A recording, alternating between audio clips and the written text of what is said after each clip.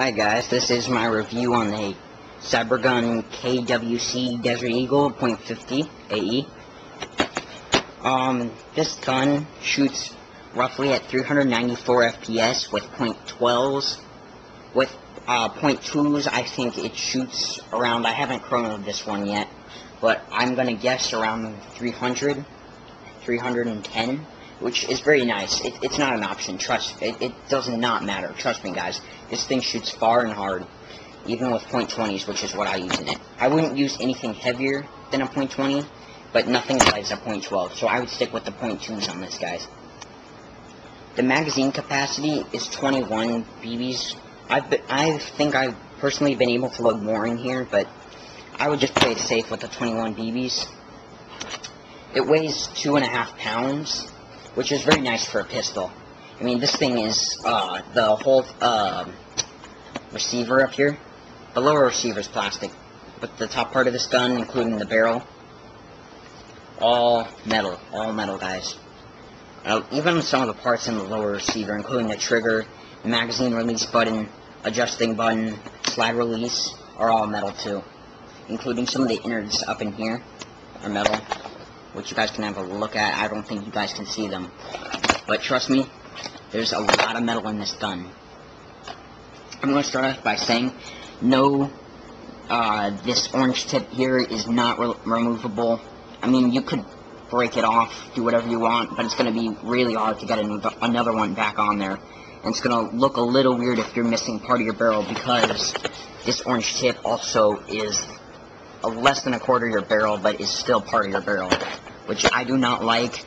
I mean, some people count as the barrel, some people don't. I personally think that can be counted as part of the barrel, and I wouldn't remove it just for precaution reasons.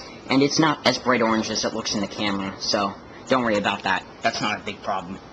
It's very sturdy too. It's not going to crack off or anything. The iron sights on this gun are really iron. Congratulations, Cybergun.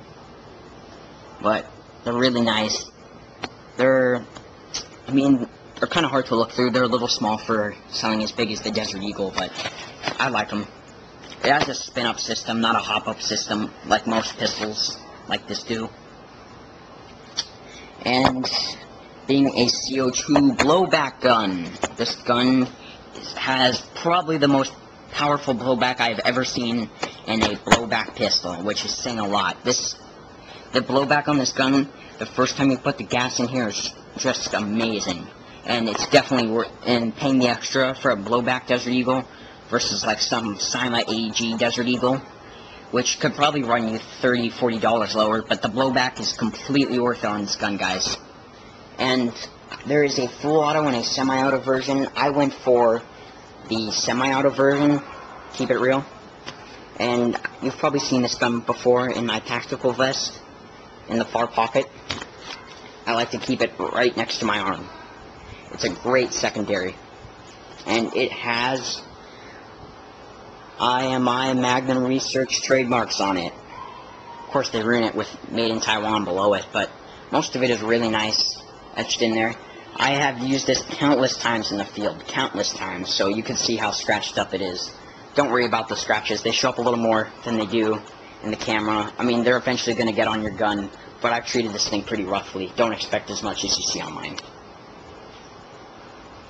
So, that's the overall look of the gun. It has a really nice feel to it.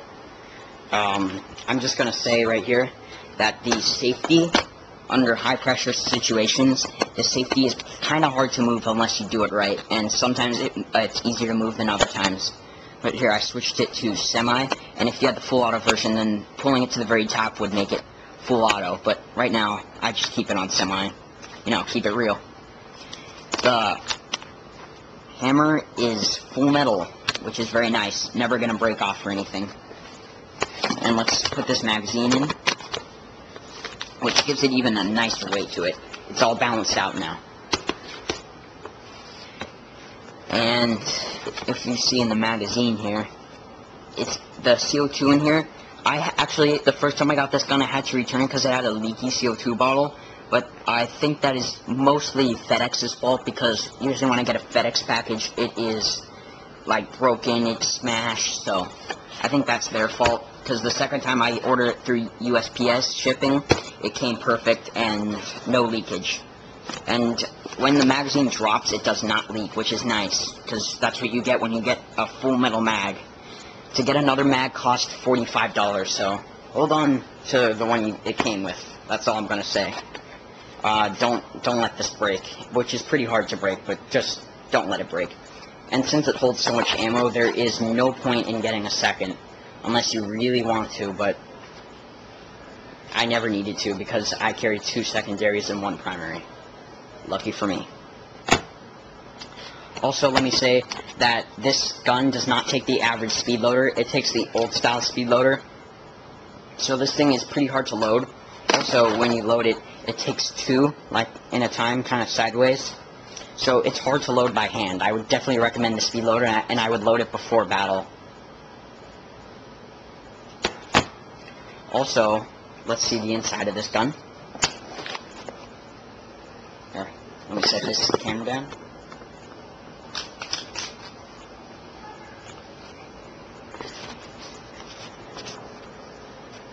Okay, here is the inside of the gun. It has chambered bullets. It's full metal. Nothing to worry about there. That's where the gas comes out. And the blowback is, again, like I said before, just amazing. Definitely recommended.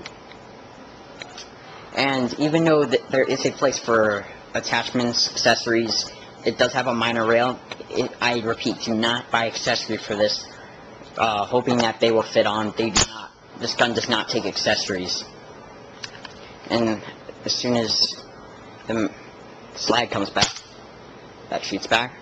Works really nice. It's never like frozen up or moved halfway back with the slide like a lot of KWA guns do.